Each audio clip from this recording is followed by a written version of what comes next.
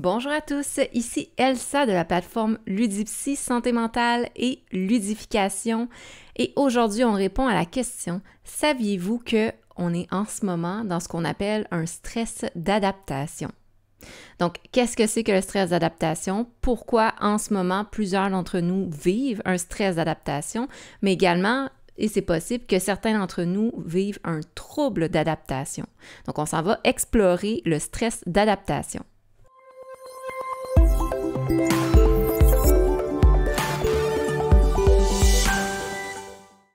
On a déjà entendu parler de qu'est-ce que c'est que le stress et pour ceux qui n'ont pas vu ma précédente vidéo, j'explique justement qu'est-ce que c'est qu'un stress aigu, un stress chronique, la différence entre un stress et l'anxiété, les symptômes et aussi bien sûr comment arriver à gérer son stress, donc la gestion du stress.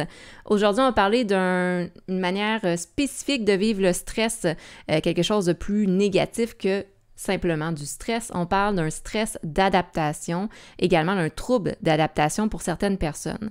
La différence entre un stress d'adaptation et un trouble d'adaptation, c'est que le trouble fait partie du DSM, le manuel diagnostique en santé mentale. On va parler vraiment d'un trouble en santé mentale qui nécessite, entre autres, idéalement, de la psychothérapie, tandis qu'un stress d'adaptation ne va pas être cliniquement significatif, mais on va quand même parler de symptômes qui sont néfastes et désagréables au quotidien. Donc, avec la situation, bien sûr, de pandémie, de restrictions, de confinement, d'adaptation, excusez-moi, donc d'adaptation au quotidien, plusieurs personnes vivent ce qu'on va appeler un stress d'adaptation. Donc, pour commencer, je vais vous présenter qu'est-ce que c'est qu'un trouble d'adaptation, puis après ça, on va pouvoir voir les différents symptômes. Et voilà, donc vous voyez à l'écran un trouble de l'adaptation selon le DSM-5 qui est sorti en 2013.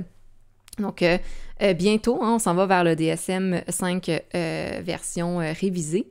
Donc pour dire qu'un trouble d'adaptation, on va parler de symptômes émotionnels et comportementaux qui vont être en réaction à un ou plusieurs facteurs de stress identifiables survenus au cours des 3 mois suivant la survenue de ceux-ci. Donc, ce qu'on veut dire ici, c'est que des symptômes réactionnels qui nous empêchent de fonctionner. Symptômes réactionnels en réaction à un stresseur ou des stresseurs. Au niveau de stresseur, qu'est-ce que ça veut dire? Ça peut être un fort stress qui arrive.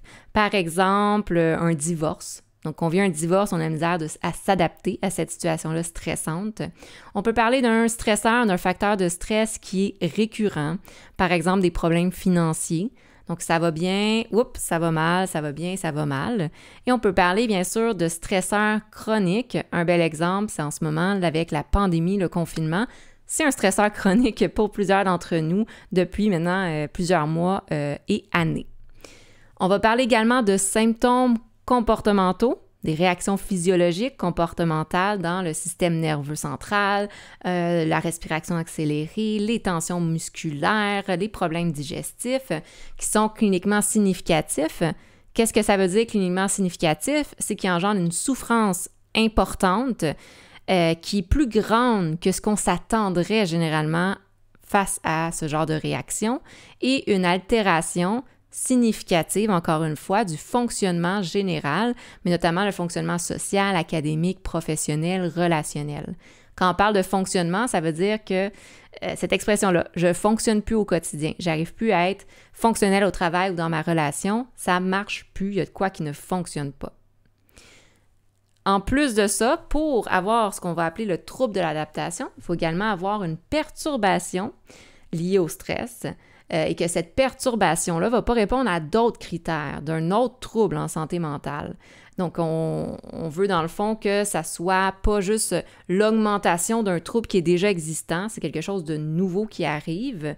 Il peut y avoir une comorbidité avec autre chose, par contre, et c'est pas lié à un deuil normal, parce que c'est normal de vivre des difficultés d'adaptation par rapport à un deuil.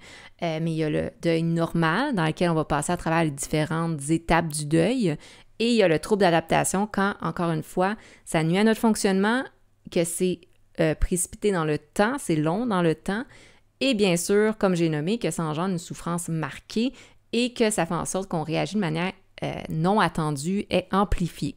par rapport aux stresseurs. Enfin, il faut que le stress ou les conséquences physiologiques, cognitives, comportementales persistent pas au-delà de 6 mois, parce qu'on va peut-être être dans autre chose, une autre forme de trouble, et que le TA, le trouble d'adaptation aigu, va être une perturbation qui persiste moins que 6 mois, donc très intense, très fort et court dans le temps. Quand on va parler de chronique, trouble d'adaptation chronique, c'est qui persiste au-delà de 6 mois. Donc, il y a aussi des sous-catégories. Donc, ici, certaines personnes d'entre vous peuvent vivre un trouble d'adaptation depuis 6 mois ou plus en lien, par exemple, avec la pandémie, le confinement, etc. Donc, et voilà, ça, c'est ce qu'on appelle un trouble d'adaptation. Si jamais vous vous reconnaissez dans ces symptômes-là, c'est sûr, c'est mieux d'aller voir un médecin ou un professionnel en santé mentale, un psychologue, entre autres, ou un psychothérapeute, pour idéalement avoir un diagnostic et avoir accès à des ressources pour passer au travers. Donc, oui, c'est possible de soigner, traiter un trouble de l'adaptation. Maintenant, pour ceux qui n'ont pas de trouble d'adaptation, mais vous sentez qu'il y a des symptômes. Les symptômes, comme j'ai mentionné, c'est qu'il y a un élément déclencheur qui est des facteurs de stress ou des stresseurs, que ce soit un divorce, que ce soit des problèmes financiers ou relationnels récurrents ou le contexte d'une pandémie qui est là depuis X nombre de temps, plusieurs mois. Ce que ça va faire, c'est que ça va engendrer des réactions dans le corps. Des réactions, comme j'expliquais, de stress, le cœur qui bat vite, des problèmes digestifs, chaud, froid, des maux de tête, des tensions musculaires. Et ça, à long terme, si on parle de quelque chose d'aigu ou même de chronique, ça va favoriser, malheureusement, le développement de d'autres réactions physiologiques et cognitives, notamment des symptômes anxieux, des symptômes dépressifs, des problèmes de comportement, des troubles de l'humeur instable, etc. Donc, quand on sent qu'on est là-dedans, qu'on sent qu'on est désemparé, qu'on est épuisé, la fatigue pandémique, qu'on est plus anxieux que d'habitude, qu'on sent qu'on est tanné, découragé, on sent une détresse, on a des difficultés relationnelles, on est plus à fleur de peau, on est plus réactif, on se sent nerveux, tendu. Ça, c'est tous des mots-clés qui nous indiquent qu'on est sûrement en train de vivre un stress d'adaptation. Donc, on est envahi par un ou plusieurs stresseurs. À ce moment-là, c'est sûr qu'on veut réagir par rapport à ça. Voir un professionnel, faire des exercices de relaxation, méditation, mettre fin aux stresseurs quand c'est possible, sortir d'une situation qui est néfaste pour nous. Quand c'est pas possible, on va travailler sur l'acceptation, le lâcher-prise, donc de ne pas constamment ruminer les choses sur lesquelles on n'a aucun contrôle. Et ça va aider à justement sortir de cet état-là de stress. Maintenant, c'est important de savoir que le stress d'adaptation sort pas de nulle part. Oui, tout le monde peut en vivre, mais peut vivre ça, mais il y a certaines personnes qui ont des prédispositions. On va parler de prédispositions génétiques, c'est-à-dire que si dans notre entourage proche, des membres de notre famille ont tendance à vivre beaucoup de stress d'adaptation ou troubles d'adaptation, il y a de fortes probabilités également qu'on en vive. Pour l'aspect génétique héréditaire, mais aussi l'aspect environnement familial, modeling, observation comportementale. Il y a des études qui démontrent qu'il y a un aspect cérébral aussi. Certaines personnes, au niveau de leur fonctionnement cérébral, ont une prédisposition à être plus sensibles et réactifs aux stresseurs dans leur quotidien. À ce moment-là, il y a des choses qui peuvent être mises en place pour prévenir des situations de stress, mais également pour réagir quand ça arrive. L'objectif étant toujours de réagir le plus tôt possible plutôt que de tomber dans l'accumulation d'un stress chronique. Il y a également, bien sûr, des expériences traumatisantes, ce qu'on va appeler aussi un état ou les événements de stress post-traumatique qui peuvent avoir un impact, mais certaines personnes aussi qui ont vécu dans l'enfance certains événements traumatisants ou marquants peuvent être plus sensibles à faire un stress d'adaptation. Il y a une plus forte hypervigilance et réactivité par rapport aux stresseurs. Bien sûr, les gens qui ont des troubles anxieux ont cette plus forte sensibilité-là. Et bien sûr, à travers tout ça, on ne veut pas juste voir ça négativement. Ce que je veux dire par là, c'est qu'on se rappelle que le stress en tant que tel est positif parce qu'il permet la survie, Par contre, ici, quand on parle d'un stress d'adaptation, c'est qu'on veut arriver à s'adapter. Donc, comment est-ce qu'on gère un stress d'adaptation? Je le nommais dans la prévention, ça c'est sûr, on évite les facteurs trop stressants. Ici, l'évitement ne veut pas dire qu'on évite constamment, mais ça veut dire qu'on ne se met pas volontairement dans des situations qui sont extrêmement stressantes pour nous. Donc, si on sent que notre environnement de travail est toxique ou néfaste, si on sent que certains comportements qu'on fait nous amènent à constamment avoir des problèmes financiers, on veut arriver, bien sûr, à peut-être prévenir qu'est-ce qui est contrôlable. Quand on n'a pas nécessairement de contrôle sur les situations, on veut arriver quand même à lâcher prise. Le stress d'adaptation ou le concept même d'adaptation, ça le dit. L'adaptation se fait au niveau cognitif, émotionnel et comportemental. Ça veut dire que si j'ai une manière de voir les choses très rigide et que je répète toujours les mêmes comportements, les résultats vont être les mêmes et je ne vais pas m'adapter. Donc, ce qu'on veut arriver à faire, c'est à changer notre manière de voir les choses, à l'adapter, la modifier, l'ajuster, la flexibiliser. On va parler de flexibilité psychologique.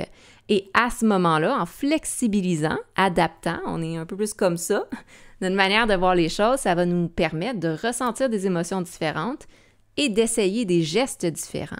Et c'est ça qu'on appelle l'adaptation. Donc, en développant cet aspect-là, généralement, on arrive à réduire le stress d'adaptation. Ça aide aussi à gagner confiance dans nos habiletés, nos compétences, le sentiment d'efficacité personnelle et cet état-là de « j'ai un peu plus de contrôle sur la situation, je suis capable de m'adapter, donc je vais passer au travers et être dans ce qu'on appelle la résilience ». Donc, et voilà, c'était le petit descriptif du trouble d'adaptation et le stress d'adaptation.